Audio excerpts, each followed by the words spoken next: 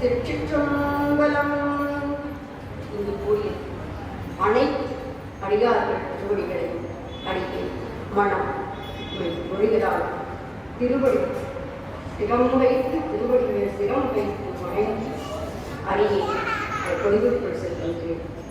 இன்று பாவை விழாவின் 6வது நாள். இந்த இனிய நன்னாளில் நம்மளுடைய மணிவாசக பெருமானை சப்பாரத்தில் வைத்து எடுத்துக்கொண்டு போகும்போது இந்த பெண்கள் அழகாக கும்பி அடிப்பதை அந்த நடராஜ பெருமான் உண்மையிலேயே ஆனந்த தாண்டவம் ஆடியிருப்பார். நமக்கெல்லாம் அவர் ஆடுவதை கேட்பதில்லை, ஆனால் அவர் ஆடுவார். ஏன்னா இத்தனை ஆனந்தமாக மனம் ஒன்றி ஒரு மிக ஈடுபாட்டோட இவங்களுடைய அந்த கும்மி அடிக்கிற ஆட்டம் எல்லாம் பெருமானையே நெகிழ வைக்கும். அவ்வளவு அருமையா அர்ப்பணிப்பா செய்கிறேன். மிக அருமை. இந்த நன்னாளில் அடியனுக்கு இந்த சபையில் பேசுவதற்கு குருவருடன் பெருவருடன் ஊட்டி வைக்கின்றது. இந்த அற்புதமான சபையை அடிநாயகனை ஒரு பொருட்டாக நினைந்து பேச அழைத்துள்ளார்கள். அடியனுக்கு சபையில் பேசும் பழக்கமில்லை என்று அண்ணாவிடம் மிகவும் தயக்கமாக சொன்னேன். பரவாயில்லை, பேசுங்கள் என்று சொன்னார்கள். அப்பவே பெருமானிடம் சொல்லிவிட்டேன், அங்கு பேசுவது நான் அல்ல, அது பெருமான் தான் என்பது மனசுக்குள் அவ்வளவு திடமா நம்பினேன். அதே உறுதிப்பாட்டோடு தான் முன்னாடி நிறுத்தினேன். நல்லதெல்லாம் பேசுவது சிவன். ஏதாவது தவறு நடந்தால் அது அடியனுடைய வினைப்பயன். அடியார்கள் அனைவரும் அதை பொறுத்திருட வேண்டுமாய் கேட்டுக்கொள்கின்றேன். அடியனுக்கு பெருமான் அருளிய தலைப்பு முன் சிறப்பும் இன்னரும். அதற்கு முன்னாடி திருவாசகம் ஓதினால் உள்ளம் உருகும் என்பது அனைவரும் சொல்வதுதான், அனைவரும் அறிந்ததுதான். உள்ளம் எப்போது உருகும்? இறைவனுடைய அளப்பரும் கருணையில் நினைந்தும் நம்முடைய சிறுமியை நினைந்தும் அந்த பெரும்பொருள் நம்மை ஆண்டதையும் நினைந்தால் உள்ளம் உருகும். அவன்பால் அன்பு மாறாத அன்பு வைத்தோமானால் அந்த இடத்தில் நம் உள்ளம் உருகும். நம்மை அறியாமல் உடம்பு மெய்சிலிருக்கும், கண்ணீர் கரகரம் வரும். அதாவது திருவாசகம் பெருமானை தன் கைப்பட எழுதியது. அதற்கு நம்மால் பொருள் சொல்ல முடியுமா என்றால் பெருமான் தான் அதன் பொருள். அதை நாம் உணர வேண்டும். நமசிவாயா என்று ஆரம்பித்து அம்மையே என்று முடிப்பார், நிறைவு செய்வார் நம்முடைய மணிவாசக பெருமான். அம்மை எனக்கு அருளியவாறு அதை முடித்தார். அழுதால் உன்னை பெறலாமே என்பார் திருச்சதகம். அது பக்தி வைராக்கியம் சித்திரம் என்பது. யானே பொய், என் நெஞ்சம் பொய், என் அன்பு பொய், ஆனால் வினையேன் அழுதால் உன்னை பெறலாம். தேனே அமுதே கரும்பின் தெளிவே தித்திக்கும் மானே அருளாய் அடியேன் உரை வந்து உருமாறே அப்படின்னு சொல்றார். எல்லாமே பொய்யாக இருந்தாலும் நீ மட்டும்தான் உண்மை. உன்னை பற்றும்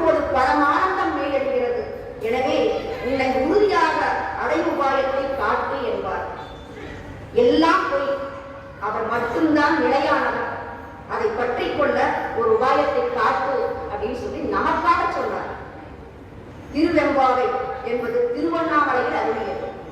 சக்தியை உயர்ந்து அருளியது. மார்கழி மாத சிறப்பு உலகியலில் ஓராண்டு என்பது வானோருக்கு ஒரு நாள்.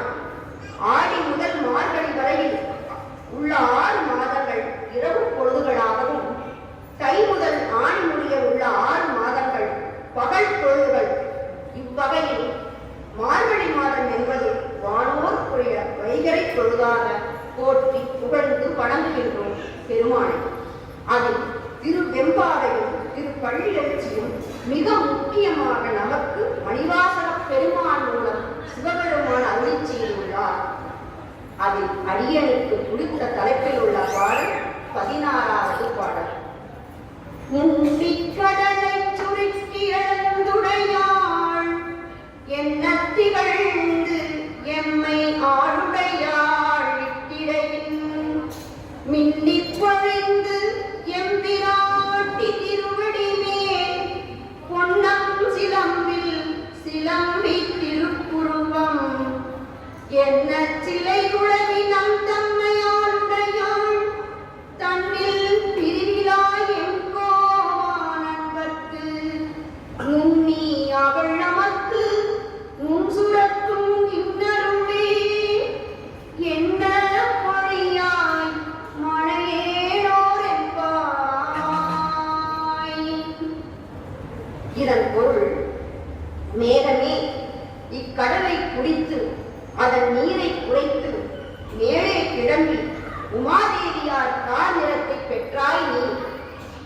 மின்னலாக மின்னியது அம்பிகையின் சிறிய இடையை ஒத்திருந்தது. நீ இடியாக இடித்தது தேவியின் திருவடியில் பொன் சிலம் பொழித்தது போன்று இருந்தது. நீ வானவில் வீசியது அம்பிகையின் உருவத்தை ஒட்டிருந்தது. எம்மை ஆளுடையாள் ஆகிய அம்பிகையின் பாவன் சிவனாருடைய அன்பருக்கு முதலில் அருள் சுரந்துவிட்டு பிறகு எங்களுக்கும் அருள்மழையாக பொழிவாயாக என்பதாக சொல்கிறார்கள். அருளை பெறுதலில் மற்றவர்களை முன்னணியில் வைத்து தங்களை பின்னணியில் வைப்பது பக்தி படைத்தவர்கள் வேறு இயல்பாகும். ஒரு மனிதனிடத்தில் உள்ள பண்பை பார்த்து நாம் அவனை நேசிக்கிறோம். ஆனால் அப்பண்பு அவனை விட்டு அகலுங்கள், நமது நேசமும் மறைந்து போகிறது. ஆனால் பக்தியோ ஏதேனும் பண்பை பார்த்து வருவதில்லை. குணமோ குணமில்லையோ அதை பொருள்படுத்துவதும் இல்லை. காரணமும் காரியமும் அதில் இடம்பெறுவதும் இல்லை. பக்தி அது அப்படியே உருகுகிறது, முக்குணத்தையும் தாண்டி. ஆதலால் அதை சொல்லால் விளக்க முடியாது. அது ஒரு வித்து நிலை. விரதிகளனை எதிர்பார்ப்பது பக்தியின் பாங்கு அல்ல. தன்னிடம் இருப்பதை எல்லாம் பக்தன் தெய்வத்துக்கும் உயிர் வகைகளுக்கும் தவறாது கொடுத்துக் கொண்டே இருக்கின்றான். முக்தி உட்பட எதையும் அவன் தெய்வத்திடம் கேட்பதில்லை. தன்னிடம் இருப்பதை ஓயாது கொடுத்துக் கொண்டிருப்பது அவன் போக்கு. பெருமானே அவனுக்கு கடமைப்பட்டவர் ஆகின்றார். இப்போ இங்கே அண்ணாவும் அவரை குடும்பத்தாரும் செய்து கொண்டிருப்பதும் அதைத்தானே. பக்தியின் உச்சநிலை என்பது ஒன்றுமில்லை. அது ஓயாது வளர்கிறது. அதற்கு தேய்வும் கிடையாது. எவ்வளவு மேலே போனாலும் இன்னும் மேலே போகாது முயல்கிறது. உலக பட்டுதலில் உலக அன்பிலும் தோற்றமும் மறைவும் மாறி மாறி வருகின்றது. ஆனால் பெருமான் பால் வரும் அன்பு வெட்டவை போன்று எங்கும் பரவுகின்றது. எந்த உறவும் நிலையானது அல்ல. வரும் போகும் வரும் போகும். நிலையானவன் ஒருவன் நம் பெருமான் மட்டுமே. பெருமான் அருள்மழை முன் சிறக்கும் இன்னருள். மழை எப்படி எந்த ஒரு வேறுபாடும் இல்லாமல் இந்த நிலம் பயன்படாது, இந்த நிலம் பயன்படும், இது நல்லவனுடைய இடம், இது கெட்டவனுடைய என்று பார்த்து கொண்டு பெய்வதில்லை. அதை போலவே நம்மளுடைய பெருமான் இவன் கெட்டவன், இவன் நல்லவன், இவன் கீழ் சாதி, இவன் மேல் சாதி, இவன் ஏழை, இவன் பணக்காரன், இவன் கிறிஸ்டின் முஸ்லிம் எதையும் பார்க்க மாட்டான். எல்லோருக்கும் ஒரே மாதிரிதான் அவனுடைய முன் சிறக்கும் இன்னருளாக இருப்பான். அவரவர் வினைப்பயன் கர்மாவை பொறுத்து அருள்மலையை வாங்கிக் கொள்ளலாம். இதில் 33வது பதிகம் திருவாசகத்தில் உழைத்த பத்து திருவருளில் தன்னை இழந்து நிற்கும். 34வது பதிகத்தில் உயிர் உன்னிப்பத்து திருவருளில் கலந்து கிடைப்பது. இப்படி நிறைய சொல்லலாம் அவருடைய முன்சுரக்கும் இன்னருளை.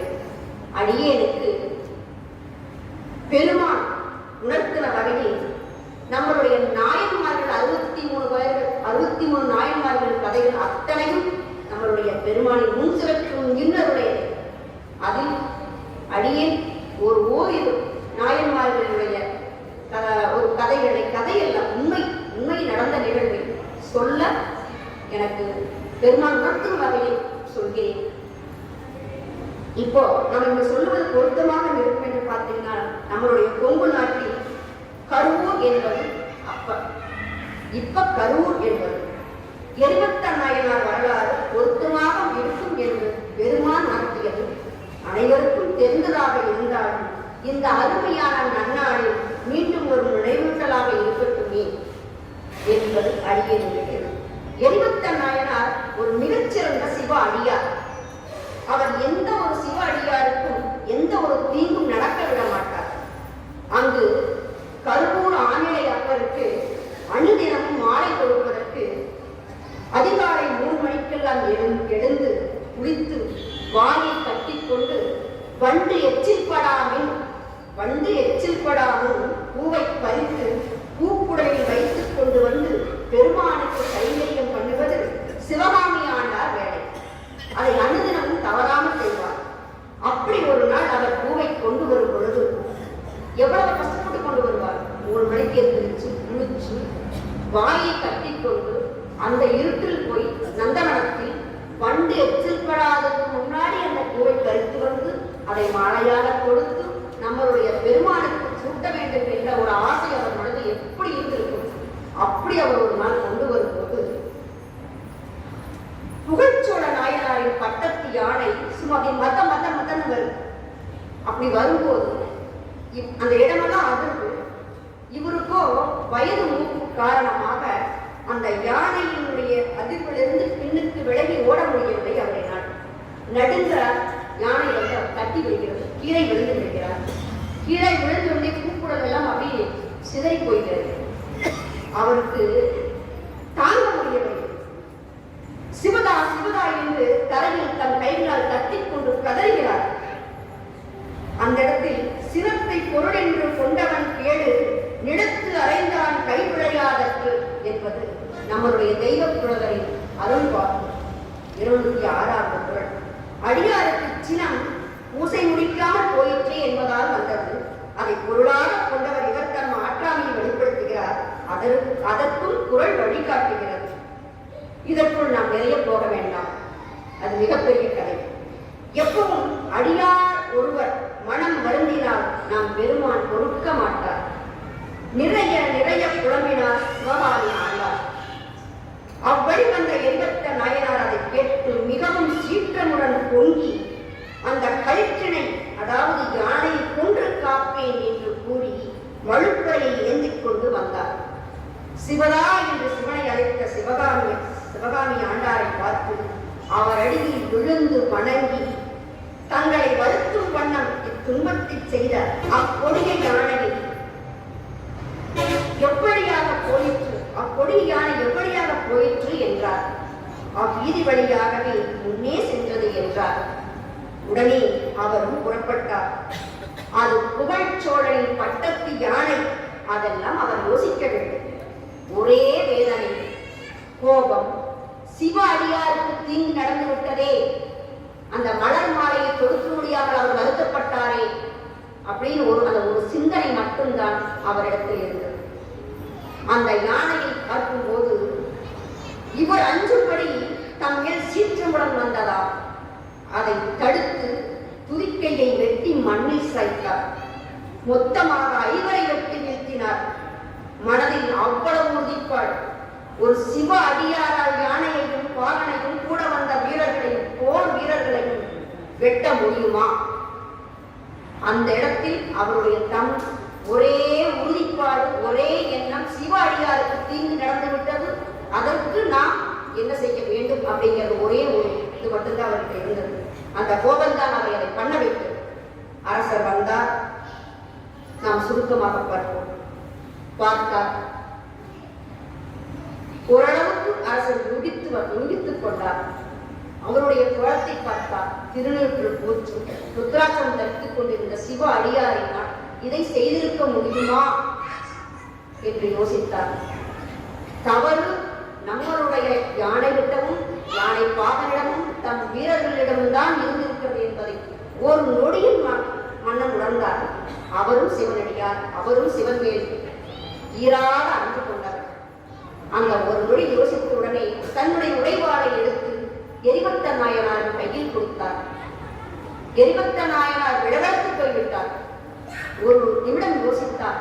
அந்த வாளை நாம் வாங்காவிட்டால் மன்னன் தனக்குத்தானே தண்டனை கொடுத்துக் கொள்வாரோ என்று பதைவதைத்து போய் அவர் கையில் இருந்த வாளை வாங்கினார். தன் கழுத்தை எடுத்து முனைந்தார். அப்போ மன்னன் அவருடைய தோல் வலிமையால் எரிபக்த நாயகரை கட்டி பிடித்து அந்த வாளை வாங்கினார். இந்த 3 பேர்களுடைய அந்த சிவகாமி ஆண்டாருடைய அந்த பக்தி, எரிபக்த நாயனாருடைய பக்தி, புகழ்ச்சோழ நாயனுடைய பக்தி, 3 பேரையும் ஒரு சேர நிற்க வைத்து நம்மளுடைய பெருமான் மூன்சுரக்கும் இன்னருள்களை பொழித்தார். அனைவருக்கும் கேட்கும்படி திருவள் சூரிய ஒளியால் விளங்கும் விண்ணில் வான்வழி வாக்கானது கேட்டது. தேவர்களும் பூ மாறி பொழிந்தார்கள். யானையும் யானை பாகனும் வீரர்களும் அனைவரும் தூங்கி எழுந்தது போல் எழுந்தார்கள். நம்மளுடைய பெருமானுடைய அருள் சுரக்கும் அப்படிங்கிறது ஒவ்வொரு நாயன்மார்களுடைய வாழ்க்கையிலும் நாம் பார்க்கலாம். இந்த மூவரின் அன்பையும் உறவு காட்டும் விதமாக அருள்மழை பொழிந்தார். நாமும் ஏதோ ஒரு சிறு தொண்டு அதை விடாமல் தவறாமல் அன்போடு அனுதினமும் செய்ய வேண்டும். அண்ணா அவர்கள் குடும்பத்தாரும் செய்வது மிகப்பெரிய செயல். இது சாதாரணமானது அல்ல. நமக்கு இவ்வளவு இத்தனை அலங்காரங்களும் பண்ணி, இவ்வளவு வேட்டியும் கூப்பிட்டு வைத்து, இவ்வளவு உபசாரங்கள் பண்ணி, உணவு கொடுத்து நம்மளை வீட்டுக்கு அனுப்பி வைத்தால் கூட நம்மளால் அனுதினம் வந்து கலந்து கொள்ள முடியவில்லையே என்பது ஒரு ஆதங்கம். கலந்து கொள்ள வேண்டும் என்பது மனசுக்குள் இருந்தாலும் நம்மளை கலந்துக்க முடியாதவை நம்மளுடைய விளைப்பையும் தான் செய்கிறோம் அப்படின்னு அறியஎனக்கு ஒரு ஆதங்கம் உண்டு. சொல்லுவது யாருக்கும் எளிய அறியலாம், சொல்லிய வண்ணம் செயல். சொல்றது ஈஸியா சொல்லிட்டு வந்துடலாம், ஆனா இவ்வளவு செய்யறதுங்கிறது மிகப்பெரிய செயல். அடுத்தது நம்மளுடைய இப்போதைக்கு நம்மளுடைய ஒரு இது பார்த்தீங்கன்னா, ஒவ்வொரு பெண்களுக்கும் திருமணம் ஆவதே பெரிய ஒரு விஷயமாக உள்ளது. திருமணமானதில் அந்த பெண்ணும் ஆணும் ஒற்றுமையாக இருக்கிறார்களா என்பது அதை விட மிகப்பெரிய விஷயமாக இருக்கிறது. இன்னைக்கு சொல்றமே சம உரிமை, ஆணும் பெண்ணும் சமம், நான் என்ன நீ என்ன. ஏன் நம்ம பெருமான் எப்பவுமே அவர் சமமாக தான் வைத்திருக்கிறார். ஒரு பாகத்தில் நம் பெண்ணைத்தான் வைத்திருக்கிறார். உமையாளுக்கு ஒரு பாகம் கொடுத்துதான் வைத்திருக்கிறார். இந்த காலத்திலேயே வந்தது ஆணும் பெண்ணும் சமம் என்பது எப்பவே நம்மளுடைய இறைவன் நமக்கு கொடுத்ததுதான். ஆனால் என்ன காரணமோ இன்னைக்கு ஆணவம் அப்படிங்கிறது தான் எல்லாருடைய மனதிலும் வந்துள்ளது. இந்த பாவை நோன்பு அப்படிங்கிறதே வந்து திருமணம் ஆகாத பெண்கள் தனக்கு நல்ல கணவனாக வர வேண்டும் என்று வேண்டவும், திருமணம் ஆகாத ஆண்கள் தனக்கு நல்ல மனைவி வேண்டும் என்று வேண்டுவதாகவும், திருமணம் ஆனவர்கள் தன் கணவன் நன்றாக இருக்க வேண்டும் என்று வேண்டுவதும், ஆண்கள் தன் மனைவி நன்றாக இருக்க வேண்டும் என்று வேண்டுவதற்காகத்தான் இருக்கு. அப்படிப்பட்ட ஒரு சூழ்நிலையில் பெண்களுக்கு ஒரு உதாரணமாக நம்முடைய நாயன்மார்களில் மங்கையர்க்கரசியார் மிக சிறப்பாக இருந்தார். மங்கையர்க்கரசியார் பார்த்தீங்கன்னா, நம்மளுடைய ஞானசம்பந்த பெருமான் வரும்போதே மங்கையர்க்கரசியாரை எப்படி சொன்னார் தெரியுங்களா? மங்கையர்க்கரசி வளவப்போர் பாவை வடிவல கை மடமாணி பங்கஜ செல்வி பாண்டிமாதேவி பணி செய்து நாள்தோறும் பரவ பொங்கலூருவன் பூதநாயகன் நாள் வேதமும் பொருள்களும் அருவி அங்கைய கண்ணி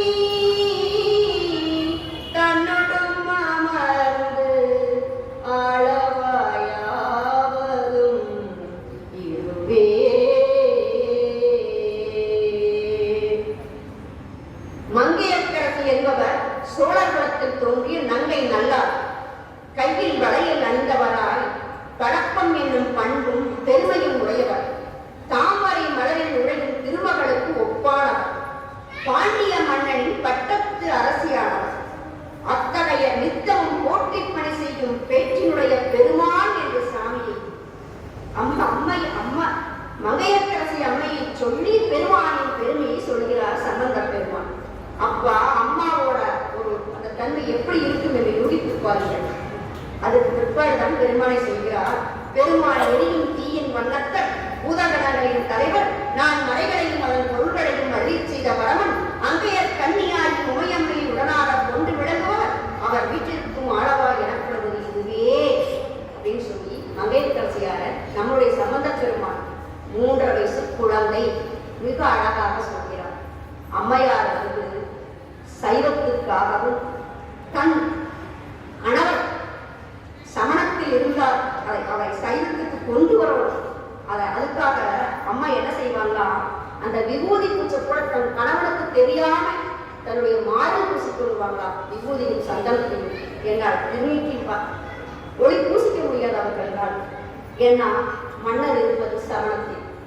அப்படிப்பட்ட மன்னருக்காக தன்னுடைய கணவன் மேல் வைத்திருந்த பக்தி, சிவன் மேல வைத்திருந்த பக்தி ரெண்டும் ஒன்று. கணவன் மேலையும் சிவன் மேலையும் ஒரே சேர பக்தி வைத்திருந்தார். அந்த பக்தி தான் அவர்களை இந்த தன்னுடைய சம்பந்த பெருமானை ஆளவாய்க்கு வர வைத்தது. தன்னுடைய கணவனுக்கு சமணத்திலிருந்து தன்னுடைய சைவத்துக்கு கொண்டு வர வைத்தது. கூன் பாண்டியனாக இருந்தவரை நின்ற சீர்நெடுமாறனாக மாற்றியது எல்லாம் அந்த அம்மா தன் கணவன் மேல் வைத்திருந்த பக்தியும் சிவன் பெருமான் மேல் வச்சிருந்த பக்தியும். கணவன் மேல் தீராத அன்பு இருந்தால் எதையும் சாதிக்க முடியும் என்பதற்கு நம்முடைய மங்கையர்க்கரசி அம்மாள் மிக ஒரு எடுத்துக்காட்டு. அவர் அடுத்தது பார்த்தீங்கன்னா ஒரு சின்ன திருவள்ளுவர் வாசகி அம்மையாரும் எப்படி இருந்தார்கள் என்பதற்கு நம்மளாம் சின்ன குழந்தையாக இருக்கும்போது ஒரு கதை சொல்லுவார்கள். வாசகி அம்மையார் வந்து தண்ணி சேர்ந்துட்டு இருப்பாங்களாம்.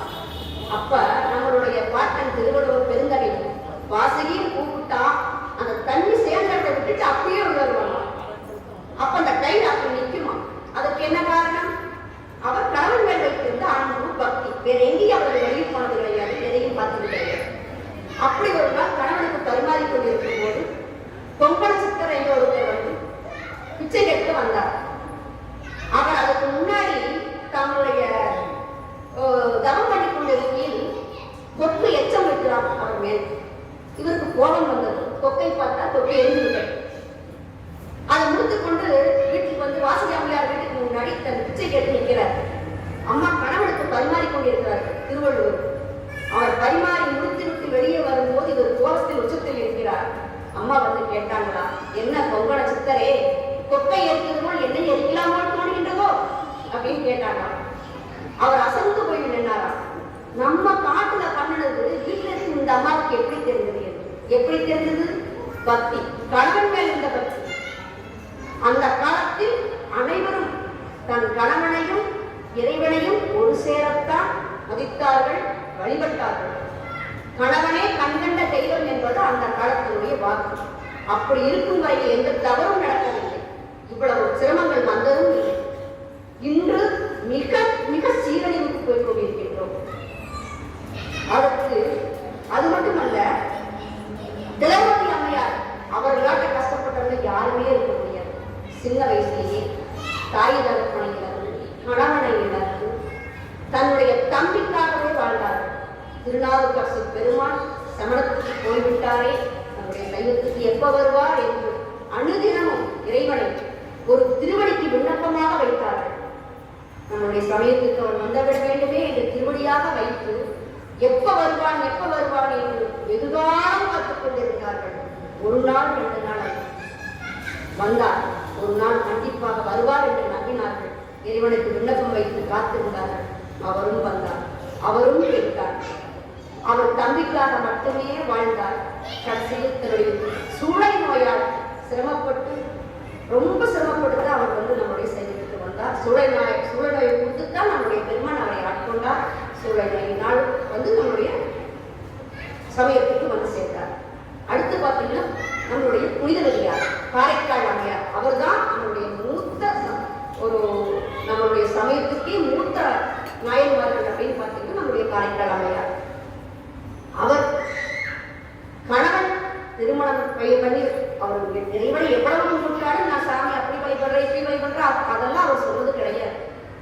கல்யாணமாச்சு தன் கணவனுக்காகத்தான் வாழ்ந்து கொண்டார். சிவனடியாருக்கு விவசாயம் பண்ணுவார், சாமியை கும்பிடுவார், இருந்தாலும் கணவனைத்தான் பெரிதாக வைத்திருக்கிறார். அது ஒரு கதை. ஆனால் அவரும் இறைவனை வேண்டி தன் கணவன் தன்னை விட்டு போய் தன்னை ஏன் விட்டு போனார்? அவர் தெய்வப்பெண் என்பதை அறிந்து கொண்டார். தெய்வப்பெண் என்பதை அறிந்து கொண்டு அவரை விட்டு வெளியே போனார். அப்பவே சிவபெருமானிடம் கேட்டு பேயூர் வாங்கி கொண்டார். காரைக்கால் அம்மையார் பேயூர் தன் கணவனே இல்லாத போது அவர் அப்பாவாக இருப்பாங்களா, மிகச்சிறந்த அழகியா இருந்தாங்க. ஆனா இந்த அழகெல்லாம் எனக்கு வேண்டாம், பேயூர் தான் வேணும் அப்படின்னு வாங்கி கொண்டாங்க. ஏன்? பேயுருவத்தில் எப்படி வேணா சிவன் நினைச்ச உடனே போய் பார்க்க முடியும். அவங்களால எங்க வேணாலும் போய் கையோட கலந்துக்க முடியும். அவங்க எப்படி பாடுறாங்க தெரியுங்களா? அவ்வளவு ஒரு அற்புதமான பாட்டு. அவர் எந்த நேரமும் சிவபெருமானை மனதில் நினைத்து நினைத்து நினைத்து பாடிக்கொண்டே இருப்பார்கள். அப்படிப்பட்ட அற்புதமான பெண் அவர்கள். நம்மளுடைய நாயன்மார்களில் 3 பெண்கள், அற்புதமான பெண்கள். இதெல்லாம் நம்மெல்லாம் ஒரு எடுத்துக்காட்டை எடுத்துட்டோம்னா, நம்மளும் ஒவ்வொருவரும் வீட்டில் கணவனை சிவனாகவும் கணவர் மனைவியை சக்தியாகவும் நேசித்து ஒருமித்த கருத்தோடு இருந்தோமானால் கண்டிப்பாக இந்த திருமண வாழ்க்கையில் இவ்வளவு சிரமங்கள் வராது அப்படின்னு அடியனுடைய மிக தாழ்மையான கருத்து. சிவாய நம. திருச்சிற்றம்பலம். இதுல பாத்தீங்கன்னா நம்மளுடைய பெருமான் திருஞான சம்பந்தர் பெருமான் இந்த வரிவளை கைவிட மாணி என குறிப்பிடான் அவர்கள் சம்பந்த பெருமான் கூறியதை பின்பற்றி திருத்தொண்ட கதையில் வரிவளையால் மாணிக்கும் நேசனுக்கும் அடியேன் என தம்பிரான் தோழர் சுந்தரர் கூறியதையும் பார்க்கலாம். இந்த பதிகம் முழுக்க சம்பந்த பெருமான் 1, 3, 5, 7, 9 ஆகியவர்களை மங்கைக்கரசியரின் தெய்வீக பணியை பற்றியே பாடியுள்ளார். அடுத்தது 2, 4, 6, 8, 10 ஆகியவை பாண்டியமணின் அமைச்சராகிய குவைச்சிறையாரை பற்றியும் அவருடைய திருத்தொண்டரையும் ஓதப்பட்டன. 11வது பாடலில் இருவரும் சிறப்பையும் ஒருங்கே கூறிய அழகை நாம் பார்க்கலாம். சிவாய நம. திருச்சிற்றம்பலம். வான்முகில் வளாது வைக்க மடிவடம் சுரக்க மன்னன் போல் முறையரசு செய்க இறைவிடாது உயிர்கள் வாழ்க நான் மறையரங்கள் ஓங்க நற்றவம் வேலி வந்த மேன்மைகள் செய்வ நீதி விளங்குக உலகமெல்லாம். திருச்சிற்றம்பலம். அடியனுடைய பொழிவு தவறுகள் இருக்கும், அது அடியனுடைய வினைப்பயன். தயவு செய்து அடியார்கள் அனைவரும் பொறுத்தருட வேண்டுமாய் கேட்டுக்கொள்கிறேன். திருச்சிற்றம்பலம்.